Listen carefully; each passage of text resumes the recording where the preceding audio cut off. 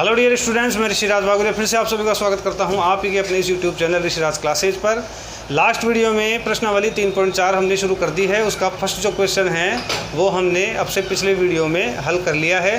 तो अगर वो क्वेश्चन आपने अभी तक नहीं सीखा है या नहीं देखा है तो आप उसे सीखने के लिए पिछला वीडियो देख सकते हैं। आज के वीडियो में हम प्रश्नावली 3.4 को ही चालू रखेंगे। उसका सेकंड जो क्वेश्चन है, इसके 3 क्वेश्चंस को आज के वीडियो में हम सोल्व करेंगे। तो इनको अच्छे से समझने के लिए वीडियो को एंड तक ज़रूर देखें और अगर चैनल पर नए हैं तो सब्सक्राइब करें।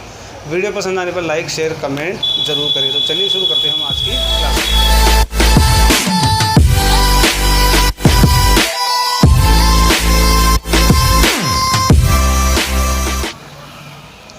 तो स्टूडेंट्स, जो 3.4 है इसका सेकंड क्वेश्चन है, निम्न समस्याओं में से रैखिक समीकरणों के युग्म बनाइए और उनके हल यदि उनका अस्तित्व हो तो विलोपन विधि से ज्ञात कीजिए।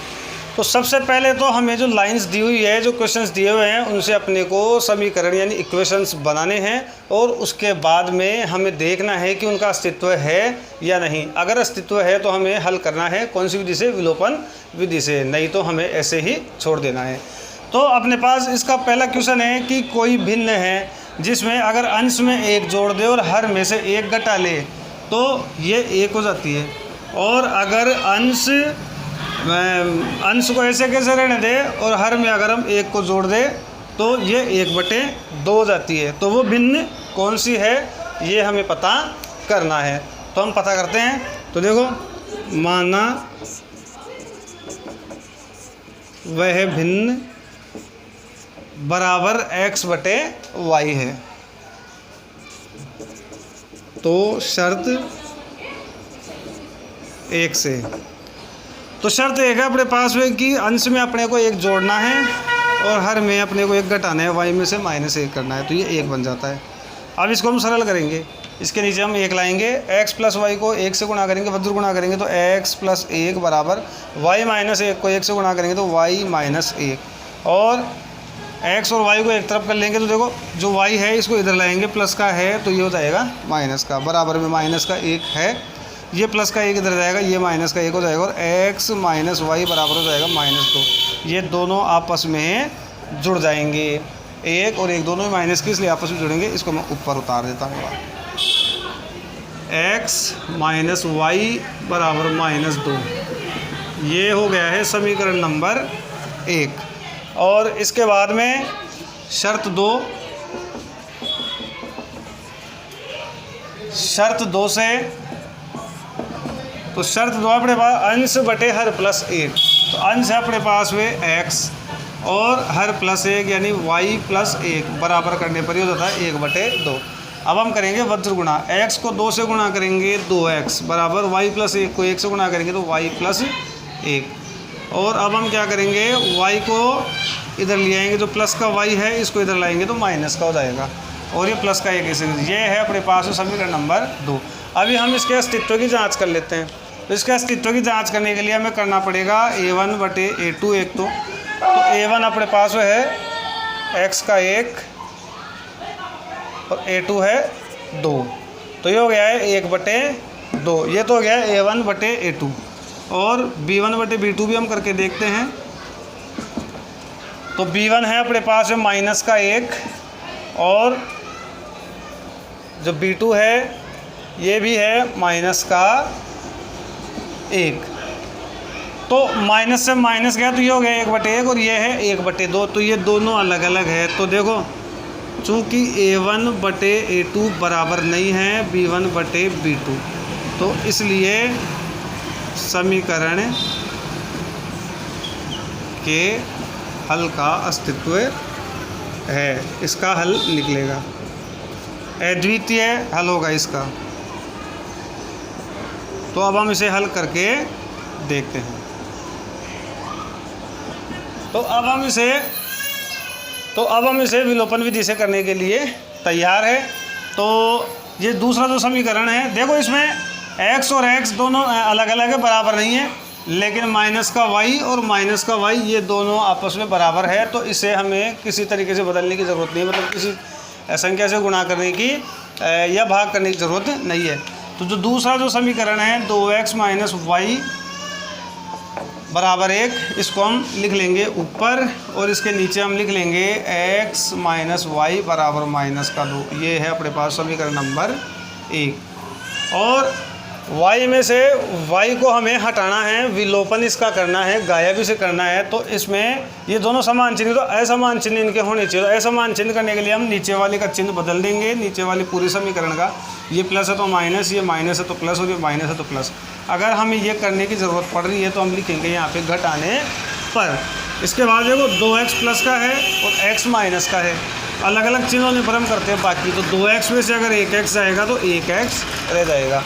y माइनस का है, y प्लस का है, अलग अलग चिन्हों में पर बाकी करते हैं। तो y में से y जाएगा तो यहाँ कुछ भी नहीं बचेगा। बराबर प्लस का 2 है और प्लस का ये 1 है, तो x बराबर हो गया है 3, दोनों जुड़ जाएंगे आपस में, x बराबर हो गया है 3। x का मान समीकरण 1 में रखने पर, तो देखो समीकरण 1 अपने पास x माइनस वाई बराबर -2, तो x यानी 3 माइनस वाई बराबर -2।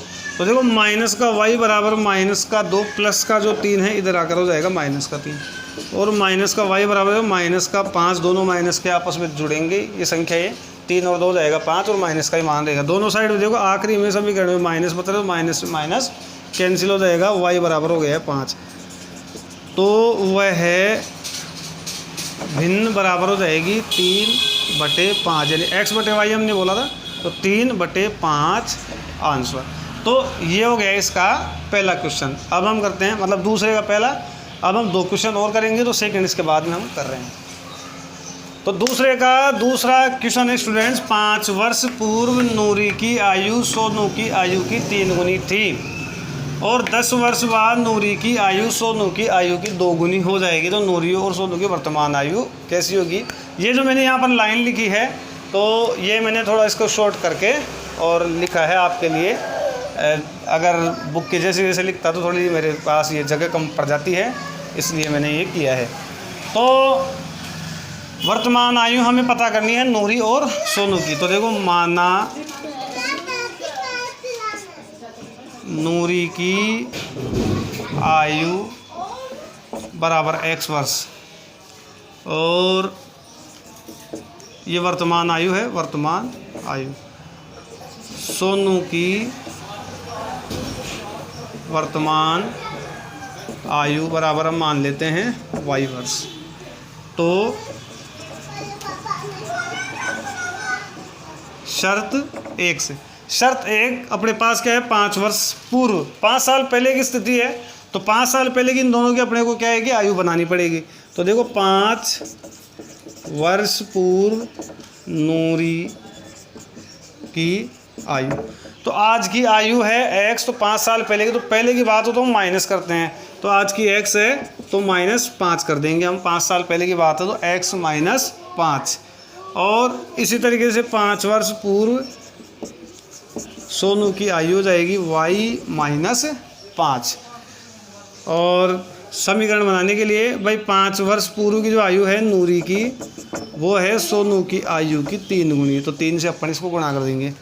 तो x -5 बराबर y को 3 से गुणा करेंगे 3y माइनस प्लस माइनस 5 × 15।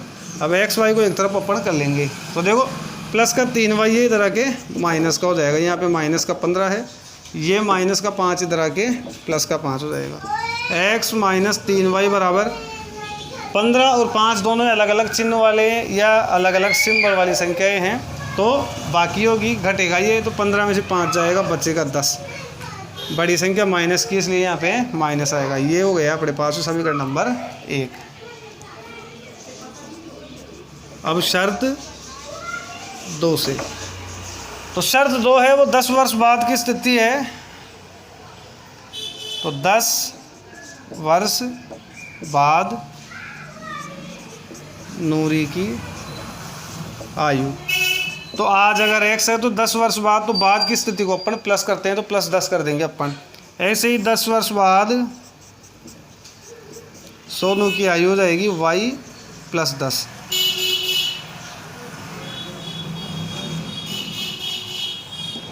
तो समीकरण बनाएंगे इसका कि 10 वर्ष बाद जो नूरी की जो आयु है वो सोनू की आयु की दुगुनी, तो y + 10 × 2 या x + 10 बराबर y + 10 को 2 से गुणा करेंगे तो y को 2 से गुणा करेंगे तो 2y प्लस और 10 दूना 20 x, और ये 2y को इधर लाएंगे हम, माइनस का हो जाएगा बराबर प्लस का 20 है, प्लस का 10 इधर आएगा माइनस का हो जाएगा, तो x - 2y बराबर प्लस का 10। ये हो गया है समीकरण नंबर 2।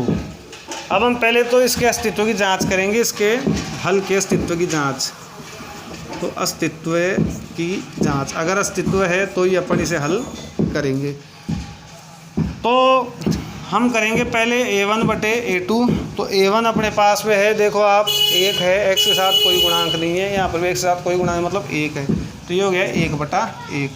और b1/b2 अपन करेंगे तो ये है -3, ये है -2, माइनस से माइनस गया 3/2। तो देखो a1/a2, चूँकि a1/a2 बराबर नहीं है b1/b2, तो इसलिए समीकरण के हल का अस्तित्व है। तो अब हम इसे हल करते हैं विलोपन विधि से। तो अब हम इसे हल करने के लिए तैयार है। समीकरण नंबर 1 और समीकरण नंबर 2 दोनों को मैंने ऊपर नीचे यहाँ पे उतार लिया है, जबकि x इसमें बराबर है, इक्वल है, तो हमें इसे किसी तरीके से बदलने की ज़रूरत नहीं है किसी भी समीकरण को। तो अब हम यहीं पर इसका विलोपन कर लेंगे।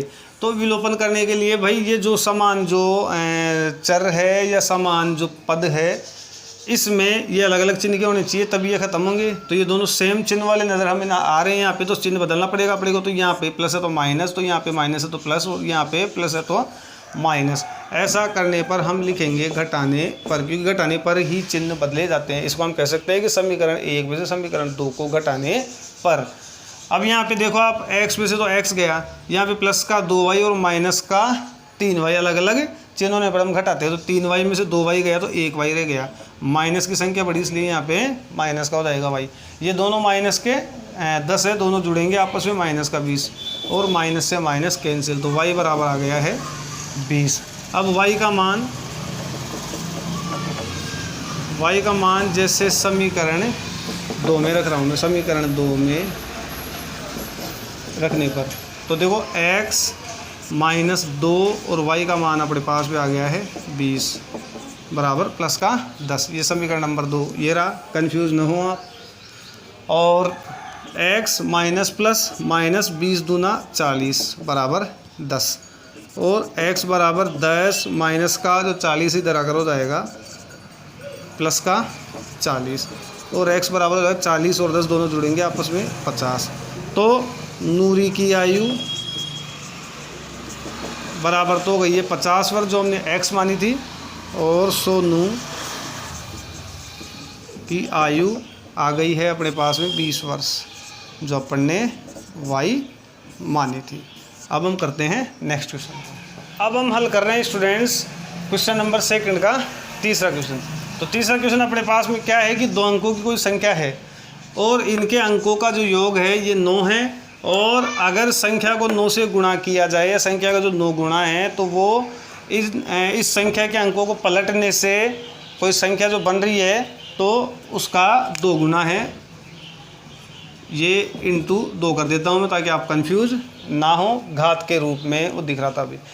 तो इसका मतलब अंकों जैसे मान लो 35 है तो 35 को पलटने पर 53 हो जाएगा, है ना। जो इकाई का अंक है वो दाई की जगह पर और दाई का अंक इकाई की जगह पर। इसका मतलब ये है अंकों को पलटने से बनी संख्या।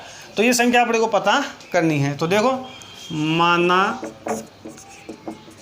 संख्या की दहाई का अंक बराबर तो हम मान लेते हैं x, है ना, और इकाई का अंक हम मान लेते हैं y। तो वह संख्या तो संख्या बनाने के लिए जो दाई का जो अंक है ना अपने पास, इसको अपन करेंगे 10 से गुणा, है ना, प्लस करेंगे, और जो इकाई का अंक है इसे हम 1 से गुणा करेंगे। 1 से गुणा करने पर तो ये ऐसे कैसे रह जाएगा। तो ये संख्या हो गई है 10x + y। तो ये संख्या है वो जो हमें यहाँ पे दी हुई है। अब इसके बाद में जो शर्त है हमें दी हुई, 2 लाइन्स अपने को दी हुई, उससे हम समीकरण बना लेंगे। तो शर्त 1 से दोनों अंकों का जो योग है वो 9 है। तो दोनों अंक अपने पास में है, एक तो x और एक y, तो x + y बराबर हो गया है 9। तो ये है समीकरण नंबर 1। अब शर्त 2 से,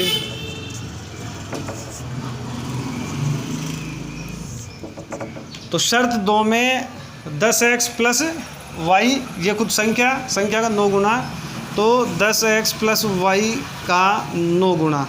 अच्छा, पहले इसके अंकों को पलटने से जो संख्या बनती है वो हम बना लेते हैं। अंकों को आपस में पलटने पर या बदलने पर बनी संख्या, ताकि हम समीकरण को सही से बना सकें। तो जहाँ पर इकाई का अंक है वहाँ पर दाई का हो जाएगा। तो इकाई का अंक अपने पास में है y, तो y को दाई का अंक बनाने के लिए हमें 10 से गुणा करना पड़ेगा। और जो x है वो दाई का अंक अब हो जाएगा इकाई का, तो इकाई का होने के लिए उसे 1 से गुणा करना पड़ेगा। मतलब ये संख्या हो जाएगी 10y + x। ठीक है। अब इसके बाद में हम बनाएंगे ये समीकरण। तो देखो, संख्या का 9 गुना, यानी संख्या अपने पास में क्या है, 10x + y का 9 गुना बराबर हो जाएगा अंकों को पलटने से बनी संख्या, यानी 10y + x का 2 गुना। अब हम इसे सरल करते हैं, तो इसे 9 से गुणा करेंगे हम।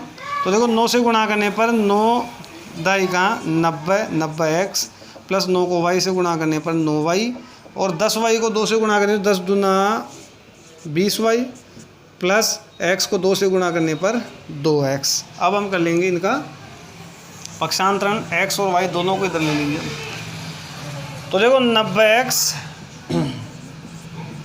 और जो प्लस का 2x इधर आएगा माइनस का हो जाएगा, और प्लस का 9y, जो 20y इधर आएगा ये माइनस का हो जाएगा, बराबर 0।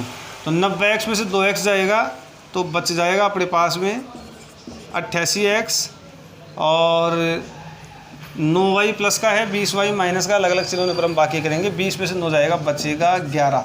तो 11y और माइनस की संख्या बढ़ी इसलिए यहाँ पे माइनस, यहाँ पे प्लस की संख्या बढ़ी थी इसलिए 88x जो क्या है वो प्लस का है, और बराबर में अपने पास बच रहा है 0। ये है समीकरण नंबर 2। पहले हम चेक करेंगे अस्तित्व है या नहीं। तो a1/a2 हम करेंगे तो ये हो जाएगा 1। देखो, x के साथ में कोई गुणांक नहीं है, मतलब 1 है, और यहाँ पे है 88, तो 1/88। और b1/b2 अगर हम करें तो यहाँ पर 1 है, और यहाँ पर ये है 11 माइनस का। तो ये दोनों अलग अलग है, तो अलग अलग होने पर देखो a1/a2 बराबर नहीं है b1/b2, इसलिए समीकरण युग्म का हल होगा। तो अब हम इसे हल करके देखते हैं। तो हम इन समीकरणों को विलोपन विधि से हल करेंगे। तो विलोपन विधि से हल करने के लिए या तो हम x के पद को बराबर करेंगे या y के पद को बराबर इक्वल करेंगे। तो देखो, x का जो पद है यहाँ पे 88 है, यहाँ पे x है, अगर इसे 88 से गुणा कर ली तो 88x हो सकता है। ऐसे ही y यहाँ पर 11 का है, यहाँ पर 1 है, तो इसे अगर हम 11 से गुणा करें तो ये 11y उसके बराबर हो जाएगा। अच्छा, एक बात और है कि ये प्लस का ये माइनस में हमें चिन्ह बदलने की ज़रूरत नहीं पड़ेगी। तो हम क्या करते हैं, समीकरण 1 को 11 से ही गुणा कर लेते हैं। तो देखो, समीकरण 1 को 11 से गुणा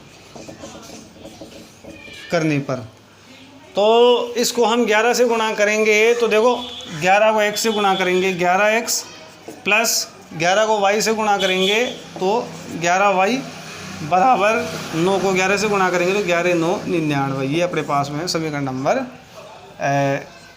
3 बोलेंगे हम इसे। इसके नीचे हम ले आएंगे समीकरण नंबर 2 को। तो ये है 88x, ये है माइनस का 11y, और बराबर में अपने पास में 0। ये था समीकरण नंबर 2। तो यहाँ पे ये देखो, 11y से 11y कैंसिल हो गया, ये प्लस का ये माइनस का, तो 11y में से 11y गया तो 0 बचा है।